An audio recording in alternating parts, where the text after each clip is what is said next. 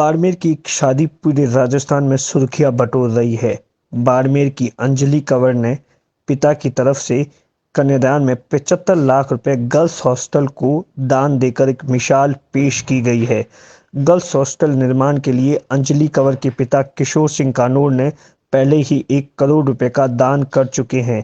अंजलि के इस अनूठे कदम की चर्चा हर तरफ है।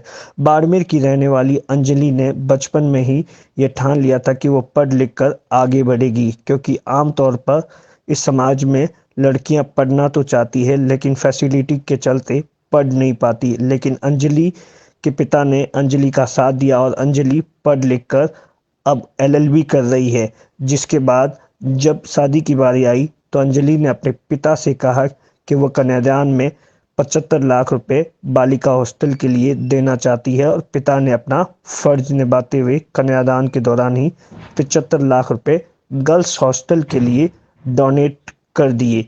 बाड़मेर जिले की अंजलि की शादी चर्चा में है, क्योंकि अंजलि और उसके परिवार ने जो एक मिसाल कायम की है उसकी तारीफ बाड़मेर नहीं पूरे राजस्थान में हो रही है। लेकिन क्या कुछ कहानी है, आखिर अंजलि को ऐसा क्यों कुछ करना पड़ा, इन सब कहानियों को जानने के लिए हम अंजलि के परिवार के साथ हैं, उनके पिता और उनके बाकी परिवार के लोगों के साथ में हैं कि किस तरीके से परिवार ने 75 लाख रुपए कन्यादान में बालिकाओं के छात्रावास के लिए दिए। आखिर ऐसी ज़रूरत क्यों पड़ी और क्या कुछ इसके पीछे की कहानी है।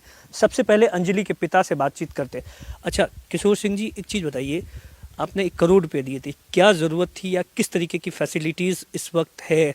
बहुत सी बच्चियाँ ऐसी भी है गांव से शहर में आकर पढ़ना भी चाहती है, कहाँ ज़रूरत महसूस हुई और आपको ये ज़रूरत कब महसूस हुई थी? पिछले लंबे समय से जिला हेडक्वार्टर पर पर्टिकुलरली हमारी सोसाइटी में राजपूत कम्युनिटी में आवासीय संस्थान को लेकर के बड़ी समस्या चल रही थी। बच्चियां पढ़ना चाह रही थी, पेरेंट्स भेजना भी चाह रहे थे, परंतु सही जगह सही स्थान नहीं होने से लोग हिचकिचा रहे थे। जब मैंने बेटी को बाहर भेजा तो मैंने भी उस बात को फेस किया कि बच्चियां क्यों नहीं भेजते हैं सब बाहर।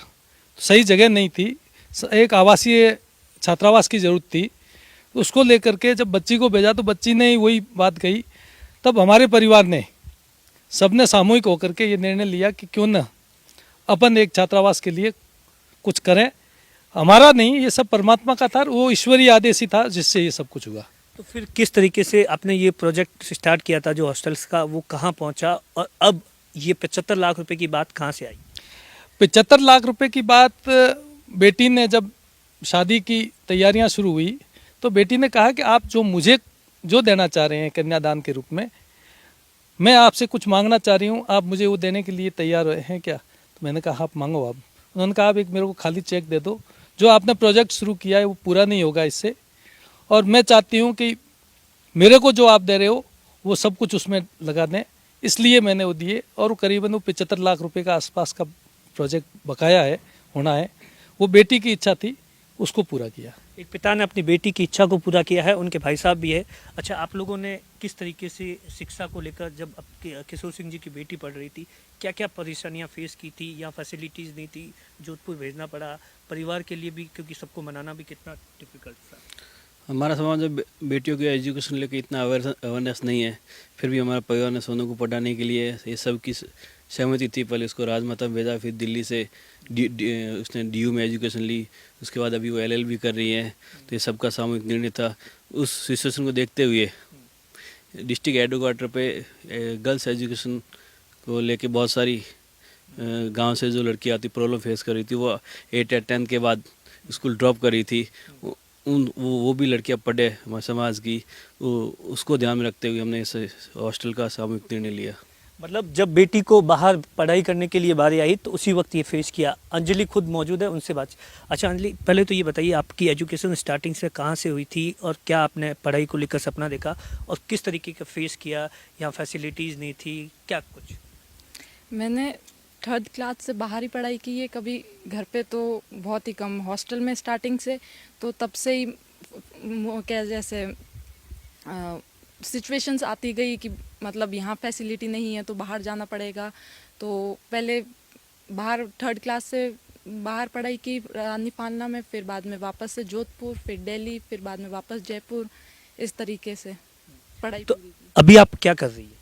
अभी एलएलबी जयपुर से। अच्छा, आपने क्या क्या फैसिलिटीज़ को लेकर फेस किया था, किस तरीके की, और आपके मन में जब आपकी शादी की भी बात आई, और आप जैसी बेटियों के लिए क्या क्या कुछ दिक्कत परेशानियां होती है जो गांव से आती है, या आप तो चलो थी इतनी समर्थ थी कि आप जयपुर या दिल्ली पढ़ाई कर सकती थी?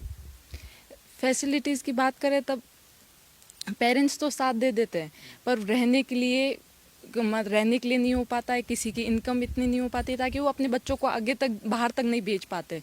इस चक्कर में तो ये हॉस्टल उसी के लिए खोला गया है जो जयपुर दिल्ली तक नहीं पहुंच पा रहा है, उन्हीं के लिए। तो कैसे पिताजी ने 1 करोड़ रुपए जब डोनेट किए थे तब आपको कितना प्राउड फील हुआ था, और उसके बाद में वो उसके लिए आपने अपने कन्यादान के दौरान इतने पैसे पिताजी को कैसे मनाया?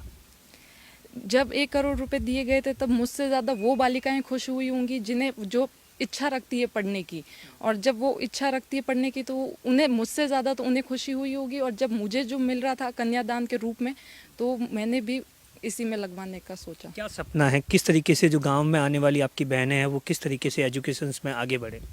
एजुकेशन में आगे बढ़े, जो जो जोधपुर जयपुर साइड में पढ़ाई जैसा एजुकेशन सिस्टम है वो सेम सिस्टम हो यहाँ पे, और रहने में भी वैसा ही हो, एजुकेशन के साथ साथ स्पोर्ट्स फैसिलिटीज़ भी हो।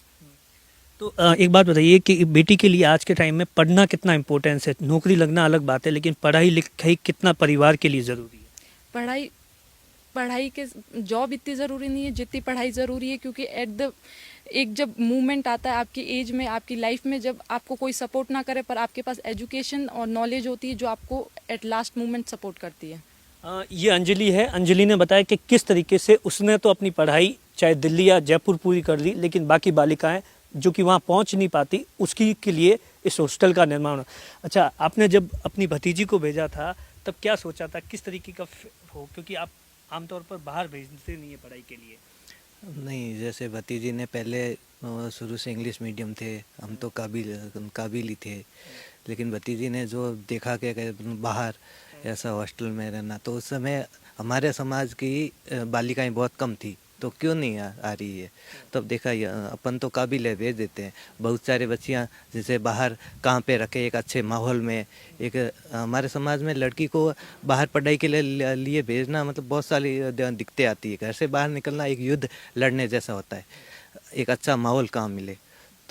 तब ये दूसरा तो क्या, परिवार का माहौल ही ऐसा था कि भतीजी जैसे भाई साहब से सीखी, भाई साहब पहले से इस क्षेत्र में योगदान जैसा होता है देते आए हैं, तो उस माहौल का भी भतीजी पे असर पड़ा कि फिर लगा कि जितना भी हो अपन कर सकते हैं उतना करो, कि मैं तो पढ़ गई, बाकी बहन हैं बेटियां हैं वो भी आए पढ़ें शिक्षा लें।